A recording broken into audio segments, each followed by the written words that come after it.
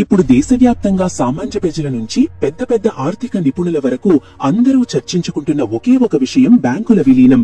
మనం గత కొన్ని సంవత్సరాలుగా చూస్తూనే ఉన్నాం. మన దేశంలో ఉన్న ప్రభుత్వ బ్యాంకులను కేంద్ర ప్రభుత్వం మెల్లమెల్లగా ఒకదానితో ఒకటి కలిపేస్తోంది.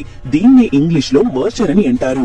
ఇప్పుడు వస్తున్న లేటెస్ట్ న్యూస్ ఏంటంటే కేంద్ర ప్రభుత్వం మరోసారి ఇలాంటి భారీ నిర్ణయానికి సిద్ధమవుతోంది.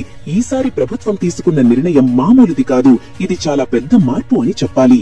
దేశంలో ఉన్న అన్ని ప్రభుత్వ రంగ బ్యాంకులను కలిపేసి చివరకు కేవలం 4 పెద్ద బ్యాంకులుగా ఉంచాలని ప్రభుత్వం ఒక ప్లాన్ రెడీ చేస్తోందని సమాచారం వినిపిస్తోంది.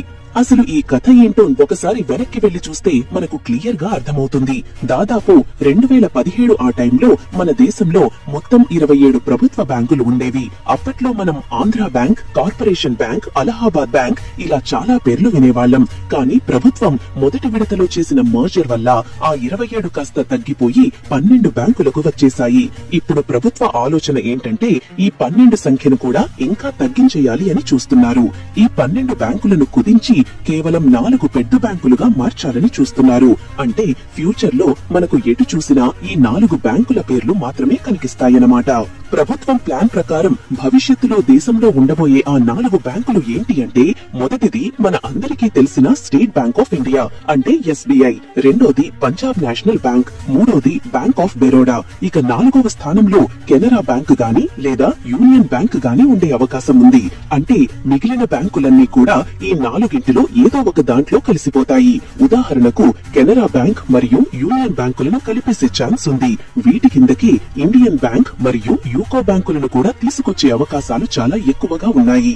ఇక మిగిలిన మధ్య తరహా బ్యాంకులు అంటే Indian overseas bank, central bank, bank of Maharashtra లాంటి వాటి పరిస్థితి ఏంటి అనే డౌట్ మీకు రావచ్చు. వీటిని కూడా వదిలే ప్రసక్తే లేదు. వీటిని తీసుకువెళ్లి ఎస్బీఐ లో గాని, పంజాబ్ నేషనల్ బ్యాంకులో గాని లేదా బ్యాంక్ ఆఫ్ బరోడాలో గాని కలిపేసే అవకాశం ఉంది. ప్రస్తుతం పంజాబ్ అండ్ సింధ్ బ్యాంకు మీద ఇంకా ఎలాంటి నిర్ణయం తీసుకోలేదు. కానీ చివరికి దాన్ని కూడా ఈ 4గింటిలో ఏదో ఒక పెద్ద బ్యాంకులో కలిపేస్తారు అనేది మాత్రం స్పష్టంగా అర్థమవుతోంది. ఈ ప్రాసెస్ అంతా రాత్రికి రాత్రి జరిగిపోదు. దీనికి ఒక పద్ధతి ఉంటుంది. ముందుగా ఈ విలీనానికి సంబంధించిన ప్రపోజల్స్ అన్ని రెడీ చేస్తారు. అవి ఫైనల్ అయ్యాక మన దేశ ఆర్థిక మంత్రి అంటే ఫైనాన్స్ మినిస్టర్ దగ్గరికి పంపిస్తారు. అక్కడ ఆమోదం లభించిన తర్వాత కేబినెట్ సెక్రటేరియట్ లో ఉండే పెద్ద ఆఫీసర్లు, ఉన్నతాధికారులు దీన్ని పరిశీలిస్తారు. వాళ్ళ అభిప్రాయాలు తీసుకున్న తర్వాత ప్రధానమంత్రి ఆఫీస్ కు ఈ ఫైల్ వెళ్తుంది. చివరగా మార్కెట్ ను కంట్రోల్ చేసే సెబీ దగ్గరికి పంపిస్తారు.